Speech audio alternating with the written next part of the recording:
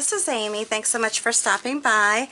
Today I'm going to be doing a little experiment. I've mentioned this on some of my videos, but I have become really interested, I'm not going to be able to do this, sorry, interested in watercolor.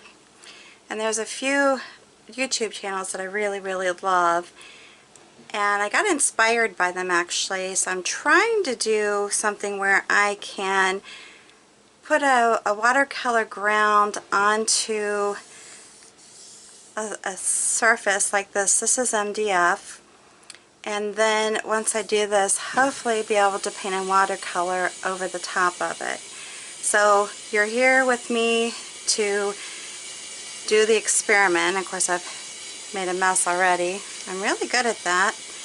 Any of you who have watched my channel know that. I'm not the neatest person in the world when it comes to doing art, and I'm not going to be really neat with this because this is just a trial piece. Once I get to the real thing, then yes, I will be a heck of a lot neater. And I also found too that there's clear ground, so that if you want to do watercolor on, say, even this surface, but say wood surface, just which, you know, MDF is kind of wood, processed wood.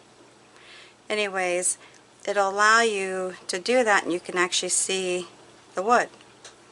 Whereas with the color I'm using right now, obviously you're not going to see the wood. It's going to look a white surface just like you would on your watercolor paper. Never done this before. Again, this is a true first time experience for me with this, and kind of doing this maybe even for some others out there that do watercolor and they've thought about trying this, but then they haven't. Because I'm, you know, looking into trying to do something different than what I've been doing and still make some money doing it, but enjoy, you know, finding myself in my next phase of life. But anyways, trying to get it on here as smoothly as I can. And they did say to put a very, you know, a nice thick coat on here. And you do need to allow it to dry for 24 to 48 hours before you attempt to paint on it. So that's something where I'm going to have to give this some time. If I decide this is a go and it actually works nicely for projects that I want to do, then I'll have to get some MDF cut up and ready to go for whenever I need to paint on it. Just get it already primed with this ground.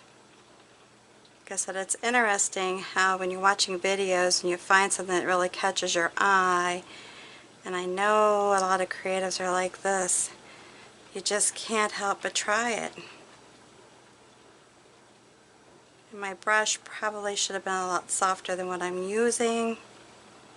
Again, this is just a trial, so we'll see. It may not work out. I just bought this on Amazon. Now I almost ended up with the clear, and then I thought, no, I don't want the clear.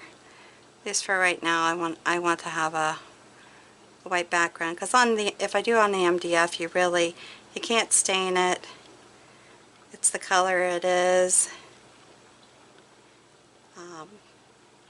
And I would like to be able to put color on it, and then be able to do the painting, the watercolor. I just love the watercolor. But I have a project in mind, but I'm not going to share it with you right now. May or may not transpire. Alright, so I think that's thick enough for right now, at least from what I can tell. I will give it that time frame to dry, and then I will be back with a demonstration on whether or not it worked. Okay, I am back again. I now have a dry surface, and just so that you remember, I mean, I'm adding this onto the video instead of doing two separate videos, but I'm using the Daniel Smith's watercolor ground. I'm actually going to be using my Winsor Newton watercolor set. And what I'm going to do today, I've fallen in love with these birds, splotch birds, and I don't know how many of you are familiar with these, but I'm going to be doing just a little quick sample to see how this works, because it's supposed to create a surface that's good for watercoloring on, so we'll see. Alright, so my version of the splotch birds, I am going to start off with this color, and I'm not sure what the colors are, to be honest with you. I'm just using this set and creating from it. I have a dog that wants to get into my trash.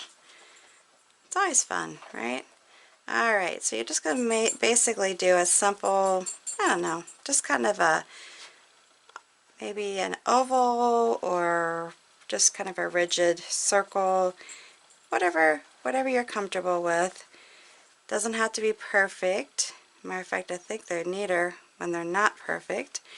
And then I like to throw in another color that's kind of not the same. Maybe just kind of slightly different, or a big contrast. I guess it doesn't really matter.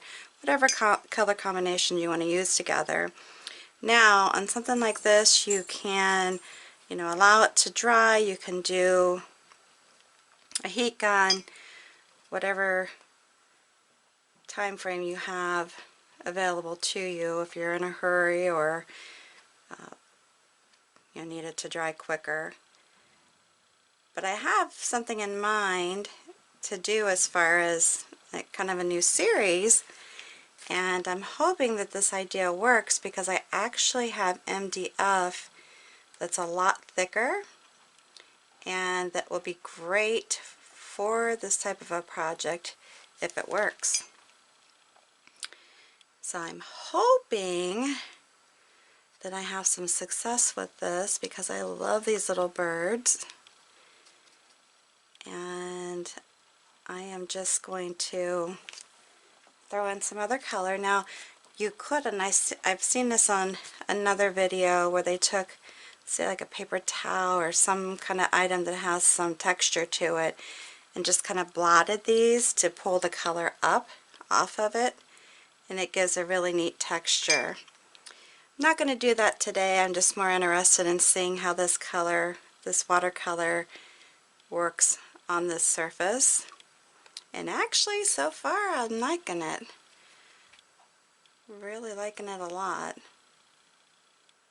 But, you can always use your brush too to pull some of the color off, like that if you want. And then just dab your brush. If you feel like maybe you want to throw some more color back into it, you can do so. And actually, I'll be honest with you at this point, I really like this ground. Now, they do have it, and I don't know if I mentioned this early on in the video, since I'm adding on to it, they have it in clear too. So if you wanted to do it on a surface, like say maybe a real pretty wood, but you wanted to do watercolor on that, you could certainly do that, and the wood background would show. I'm going to throw some green into this and just let it go. I say I have a dog that doesn't like when I'm not paying attention to her, so she's upstairs just really trying to get into things, trying to get my goat. And I wish she would stop. Very neat. Oops, kind of went outside the little thing here. See if I can cover that up some. Just kind of work on it here.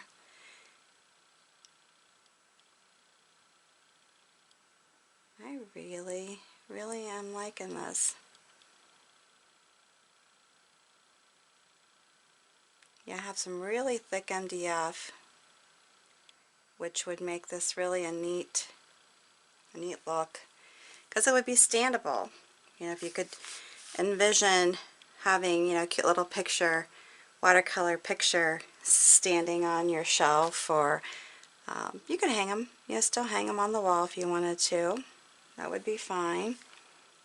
And now I'm working with this one a lot. And I think there's a lot of things that could be done with these. I'm going to throw another one down here. I like to work in threes. If you know me, you know that to be the case. Or if you see my videos or have seen my videos, you know that to be the case. You could make like a little family. You could just do a single bird. You know, whatever. And like I said, they don't have to be perfectly, you know, soft edge. As a matter of fact, I'm trying not to make them perfectly soft edged.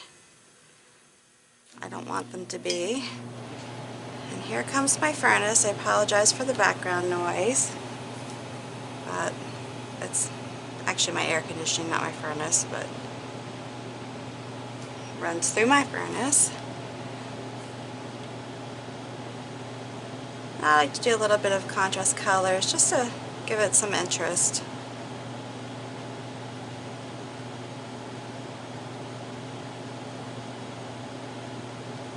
Playing with that little bit. So now you can just kind of scrape it off and take the texture, the moisture out of it. Now what I'd probably do in looking at this to get more of a solid background, I might go over this and actually do the whole surface in a color, or maybe put the coating on a little bit thicker. But I think for a first time try, I'm kind of liking it, just the way it is. And like I said, I'm not doing a background right now. I'm just trying to get a sense of the ground itself. So by all means, this is not going to be a spectacular video. It's more of a product review kind of video. So any of you watercolorists out there who thought they might want to try something like this, I'm trying it for you. And I do recommend it. So far, so good. And it's really, you know, you could maybe smooth it out or rough it up however you want with sandpaper. Maybe not too more of a smoother sandpaper, but I kind of like the surface. It's pretty smooth. Alright, so my next thing would be to take a marker, and I'm trying out these. I've tried them before, the Faber-Castell. This is the S size. So one thing that intrigued me with this is I have done a lot of Zentangling or doodling, as you know, some may choose to call it, and that's why I wanted to try this, is to see how well it works. And like I said, I've been doing the drawing for quite a while. Really like it, but I never could figure out a way to use it with painting.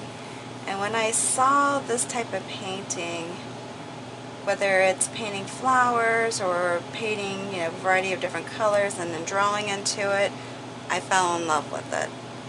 I'll be honest with you. It was like, what a great combination of, I love the watercolors, I love to paint. I'm primarily a painter in acrylics, you know, glass painting especially, but you know, how nice I can do this. And then when I saw these splotch birds, wow, I really fell in love. Alright, so we're going to put his legs, we're going to pretend like he's daddy. And maybe on this one I would use a thicker marker. You know, I could use paint. It doesn't have to be a marker. So we'll see what I come up with. Just doing a little sample here for you. Quick little sample. I'm going to draw. Now you can just do little dots. And keep in mind too, this paint can still have some moisture in it, so I'm not allowing it to dry. Give him some little legs, him or her. I'm going to say him because of my color choices, but and then on the back side of these guys you can do big tails, you can do a variety of tails. And like I said, with doing it on this surface, I might use, sorry about that, never fails, my dogs have to bark. I am on doing a video.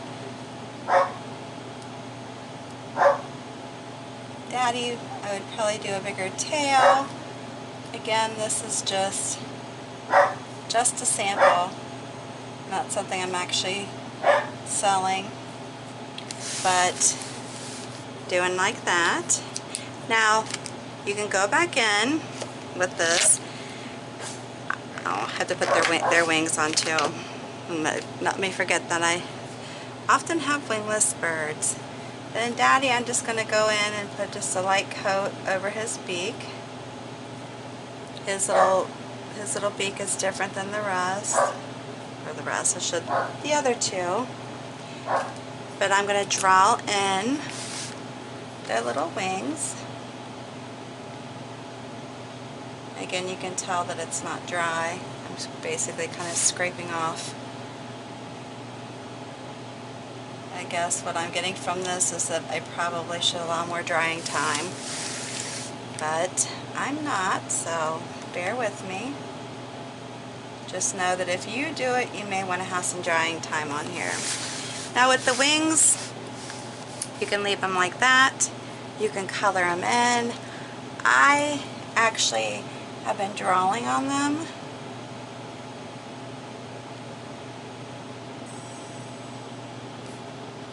Like that. Again, I'm pulling this off. And I guess for me, I might have allowed the watercolor to dry more and then went into adding the writing actually on them. Now right now I have the Uniball, which is the Mitsubishi Pen Company's Uniball in white. And I'm going to get that started. And then I'm just going to simply come in here and just add a little bit of color. Well, not really a lot of color per se, but, and you could actually do the wings and color the wings in with a different color. I'm not coloring in the tails. I'm just going to leave it like this. On their eyes, a lot of times I like to come in and just put a little bit of whites in their eyes, and maybe even do, this might be silly, but maybe even do some eyelashes. This one's not going to show up as well.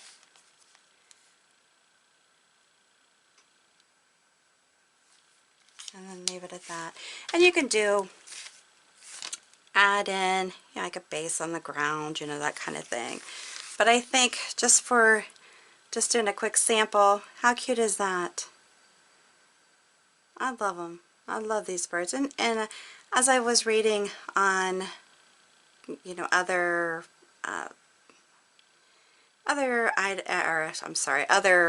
research that I was doing, that, you know, these are good.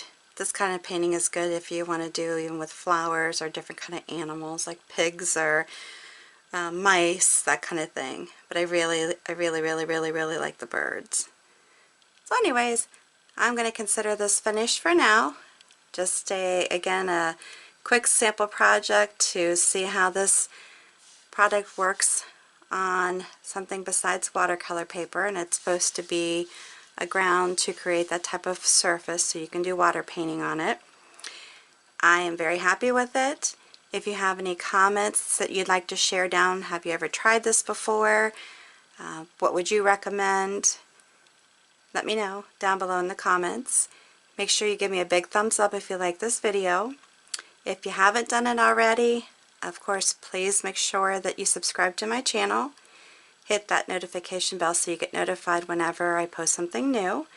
And make sure also that you hit the share button so that you share this with your friends and family on your social network.